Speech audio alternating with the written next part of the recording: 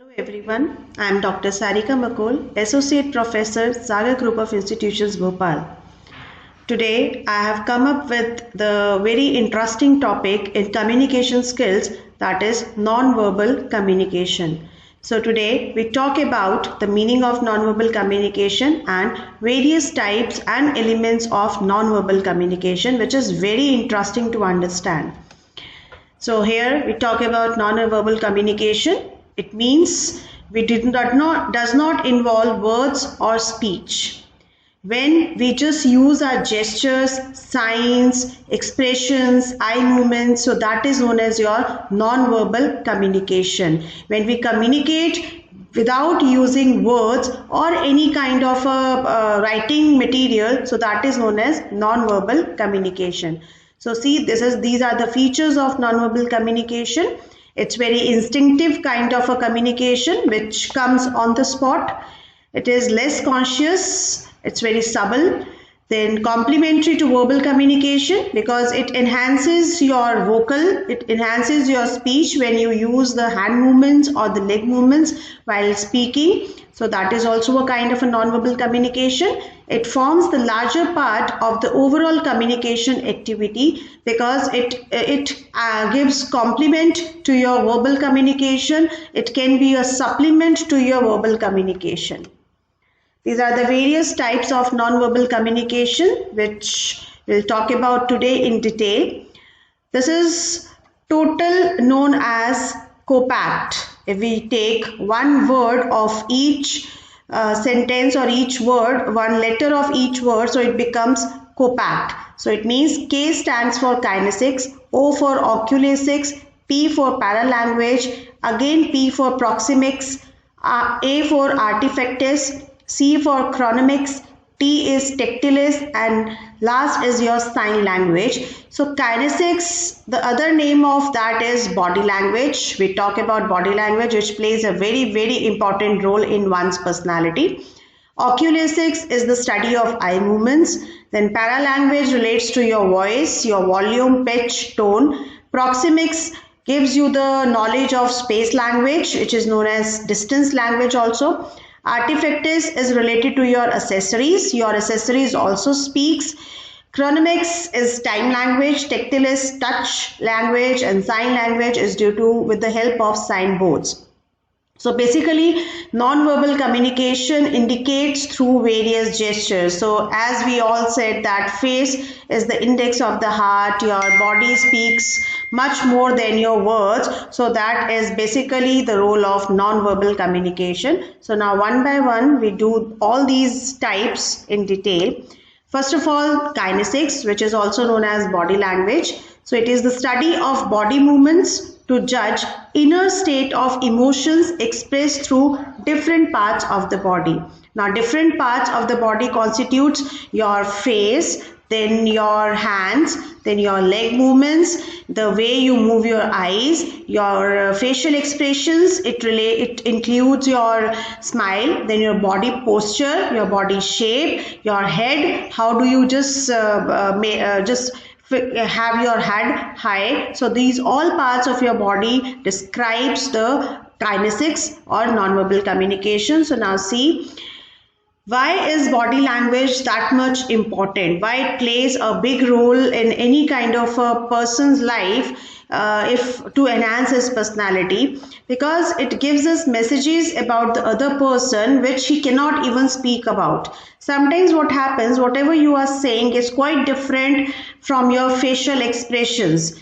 It means that there is something is in your heart which you cannot speak about. So that kind of a language is known as a body language. So that is why we should be very perfect in our body language. As I told earlier right now that body and facial expression speaks much more than your words. So now see this chart which shows you that out of 100%, the 55%, more than 50% is the role of your body language, 7% is spoken words, 38% is the tone in which you are speaking. So the major role which play in your communication is your body language. So see, these are the elements of kinesics. Gestures means sign language, then your facial expressions, eye contact, your posture, how you stand, how you sit, what is the shape of your body, then your appearance, that means your dress code, the way you carry yourself. So this all constitutes your body language. Now see, gestures means the emblems which you are using. Like for example, if you want to say okay, so we can use this gesture of hand. When we want to say that I'm full of food, sometimes we just pat our stomach. When we say yes, so we just nod our head down and up. Then if we yawn, so it means if either we feel sleepy or we are feeling bored. If we want to say hello to the other person who is at a distance, we cannot say hi by your words, so you can just wave your hand. And these are the universal gestures which we can use.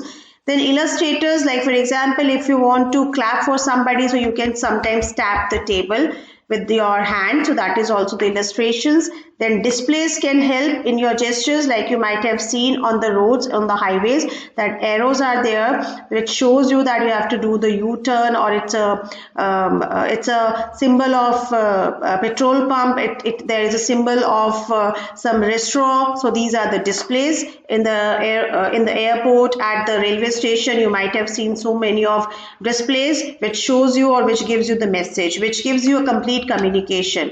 Now see, these are the examples of certain gestures. Okay, sad face, then these are the various gestures. Then facial expressions, obviously this plays a very, very important role in your body language. As we say that face is the index of your mind. Whatever going on in your mind definitely comes on your face. So only 10% people can control their emotions through their face, but everybody is a human being. So whatever you are thinking in your mind, that abruptly comes on your face. So think how much information can be conveyed with a smiling face or a frown on your face. Now see, in this picture there are different kind of gestures or facial expressions.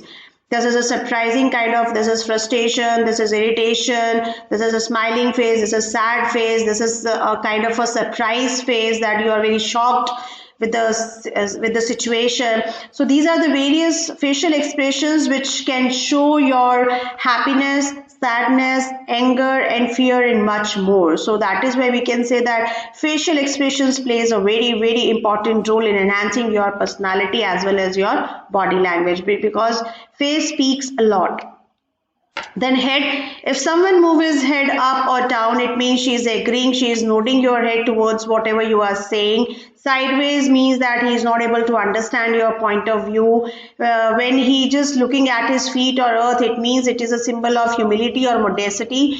For example, when you just stand in front of your seniors or your bosses, you always lie your head down. So that means that you are showing your humility and modesty regarding in context of that very particular person. So head also shows like for example, we always say is hold your head high, but you should not be proud in that. Your head should not show your proudness, right? So that is head. Then eye movements or eye expressions. See various eye gazes or eye expressions.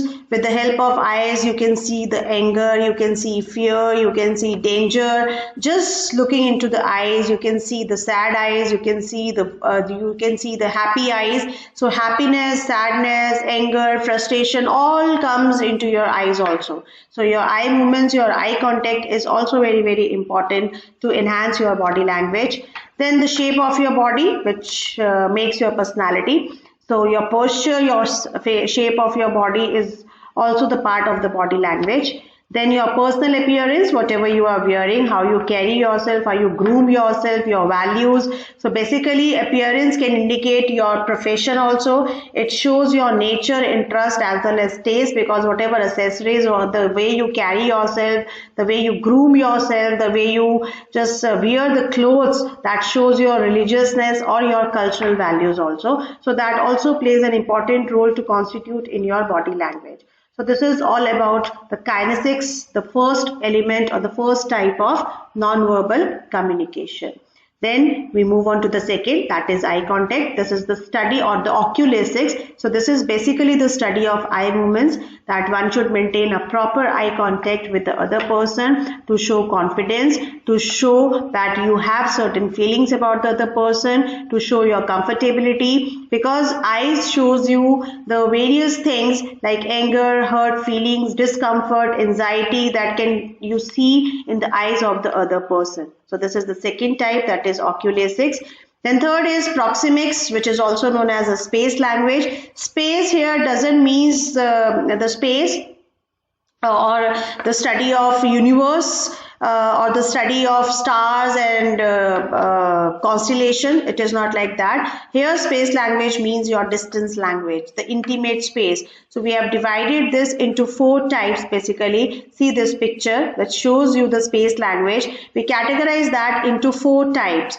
First is intimate relationships, then personal space, social space and public space. We divide it into 4 types of spaces.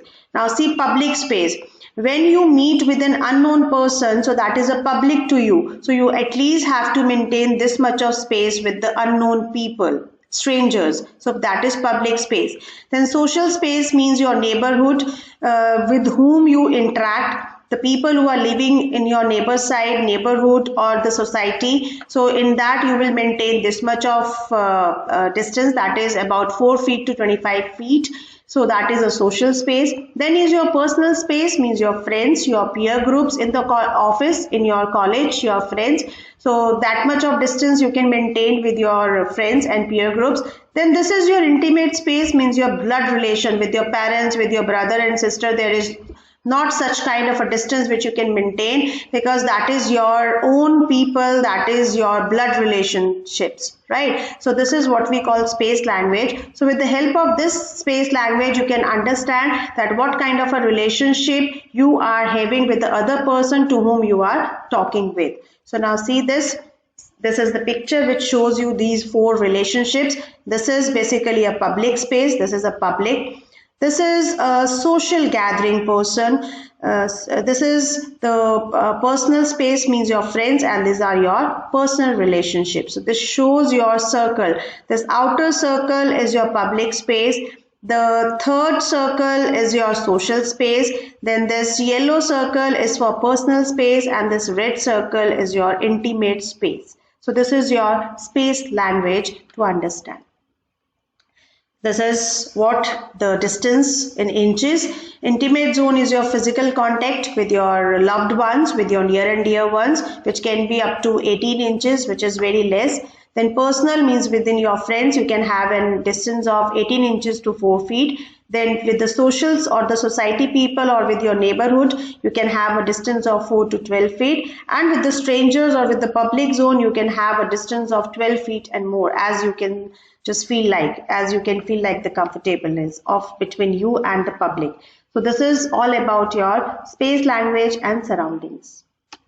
Then is your paralanguage, which is again one of the important type of nonverbal communication. Here para means like, means we normally say like a language. It is not a language as it is nonverbal communication, but it is like a language. It literally means like a language. It tells us not what you are speaking, but it tells us how you are speaking.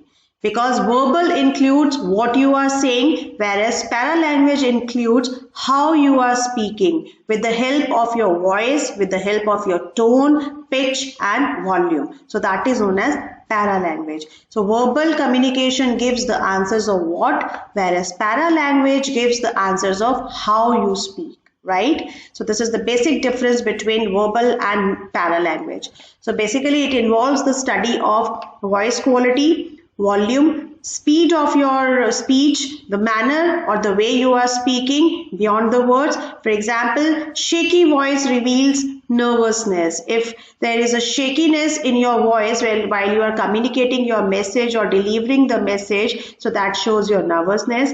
Clear voice reveals confidence. Broken voice reveals lack of preparation. If you just break your sentences in between, it always reveals that you have not prepared well your lecture. So that is paralanguage, which has not to do with what you are speaking, it has to do with how you are speaking, the way you are just delivering your lecture with the help of your voice, with the help of your speed of words, with the help of the frequency which you are using, with the help of the tone which you are using, the pitch which you are using, right? Now see the voice variations, like I've just told you, pitch variation. The pitch variation shows your confidence as well as the way the person behave in front of the audience. Then your speaking speed. If you are using so much of pauses, it means you have not prepared well. If you do not use any kind of a pause and you are just speaking in a very high speed, so that shows that you are nervous enough. Then you should always give little bit pauses when you are speaking to the other person, because that shows your confidence also, and in this way you would be able to explain your things to the other person. Then there is non-fluences, like for example, some of the people, just make yourself fluent, you might use like that. Is that so?